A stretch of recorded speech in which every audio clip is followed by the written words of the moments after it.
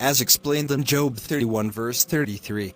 If, like Adam, I have hidden my transgressions, and closed my iniquities in my heart, and God was still waiting for man to prove his love for him while returning to God's authority.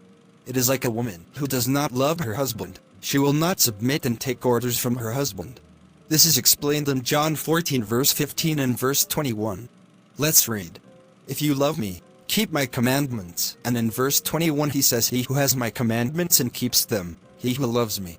And he who loves me will be loved by my Father. I will love him, and I will make myself known to him. Unfortunately, Adam and his wife did not show obedience and did not prove any love for God. On the contrary, they went to hide among the trees of the garden far from the face of God. According to Genesis 3 verse 8. Let's read. Then they heard the voice of Jehovah God, who roamed the garden towards evening, and the man and his wife hid far from the face of Jehovah God, among the trees of the garden. Father, we know that God is invisible and omnipresent. What does it mean, they heard the voice of Jehovah God, who roamed the garden towards evening? The man and his wife hid far from the face of Jehovah God, among the trees of the garden? My son, the fact that they heard the voice of God that roamed the garden towards evening, signifies their conscience that began to judge them in the spiritual death, or in the spiritual darkness in which they found themselves. God's journey in the garden towards evening was the law or the will of God in their hearts that began to judge their conscience.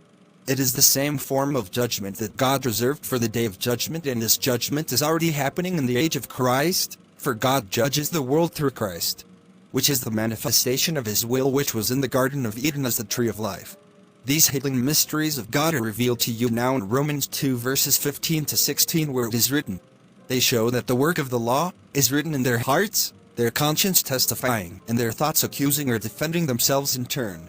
This is what will appear on the day when, according to my gospel, God judges through Jesus Christ the secret actions of men.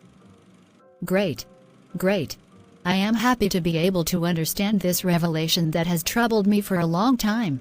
Now my question is, if the tree of life that was in the garden was Christ and was God's will, how about a tree of the knowledge of good and evil whose fruit they ate?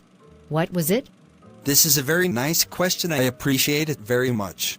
The mystery of the tree of the knowledge of good and evil was the mystery of free will, also called the freedom to make choices for good or bad without the authorization of any authority.